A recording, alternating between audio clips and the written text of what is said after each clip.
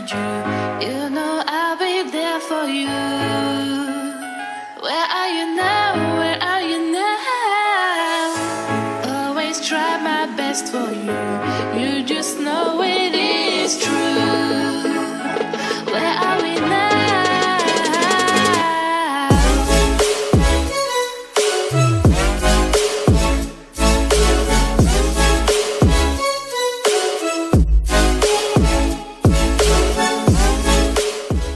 What is up, K-fam? My name is Paige, and this is going to be my first video on the channel.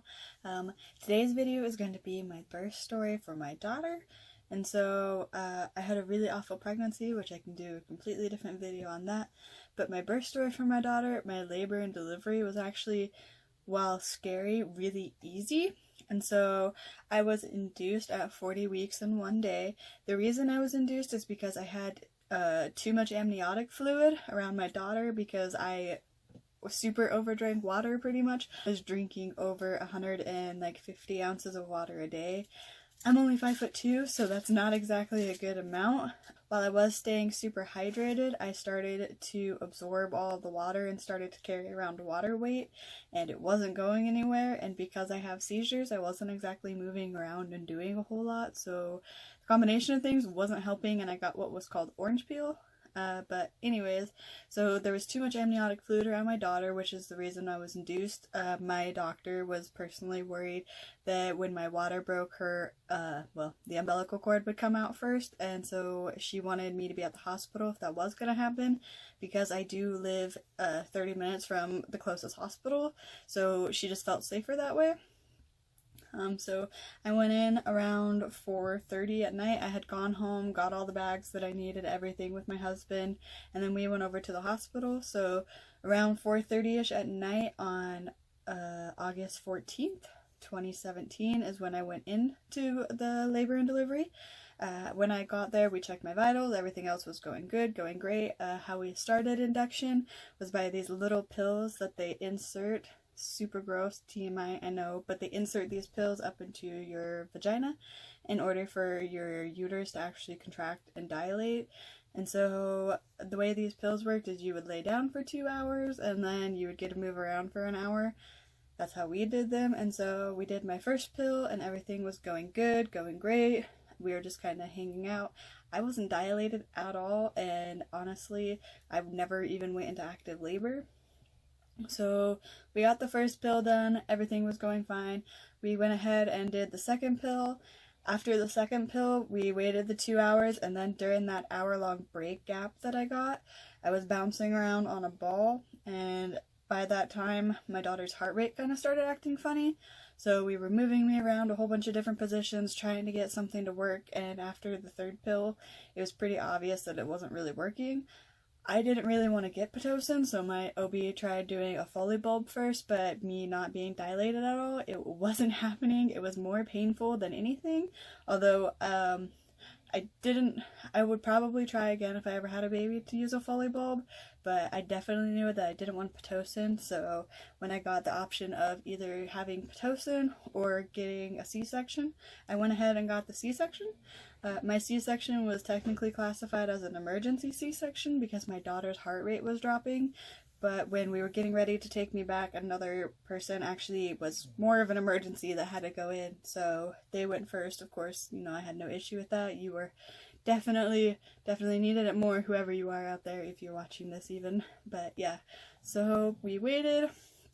It was about 5:30, 5:45 in the morning by this point, so I went through 12 hours of contractions, but not active labor, so they weren't like really aggressive contractions, they were more like strong period cramps.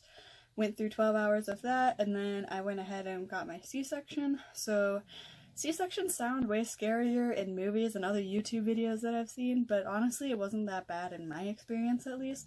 I went back. The nurse I didn't really particularly like, but that was, I don't know, I just didn't particularly like her. So we went back with my C-section. I got off of the bed that they wheel you in on and onto the operating table. The nurse that I didn't particularly like stood in front of me on a stool, and I leaned my head onto her shoulder, and then I got my spinal block. My spinal block was super easy. I don't know, I didn't have any issues with my spinal block. And then right as they were getting ready to lay me down, after, you know, getting spinal block and everything, is when my water actually broke. And when my water broke, they realized that it was green because my daughter had meconium poop in utero pretty much. And so pretty much at that point everything went super fast. The blue sheet went up. All the nurses and everything were running around.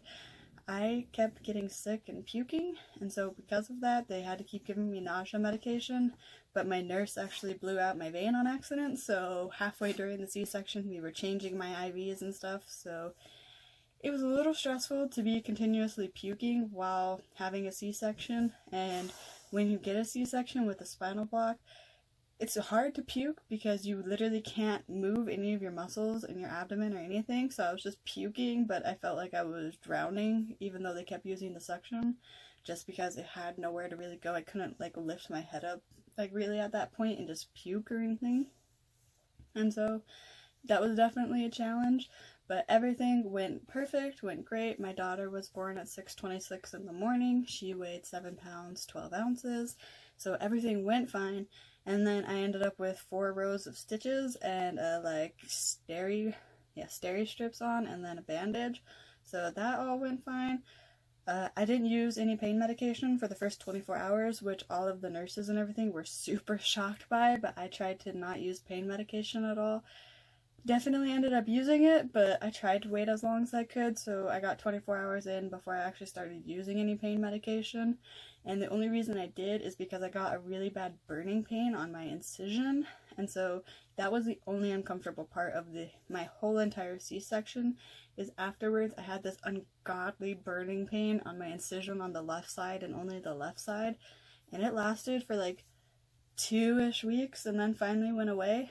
But I was up walking everything within 8 hours, going about taking care of my daughter. The nurses kind of called me Superwoman or Supermom, so my C-section for myself was easy, but I definitely understand it's a lot harder for other people. My cousin had a really screwed up C-section, and so I'm really thankful that I had an awesome OB and the other OB that did the C-section with her as well. And so, yeah, my birth story was, I had a really rough pregnancy, but my actual birth story went super good, super flawless. I went in and was induced on a Monday, and I left that following Thursday, and so that's like 3.5 days really in the hospital for me.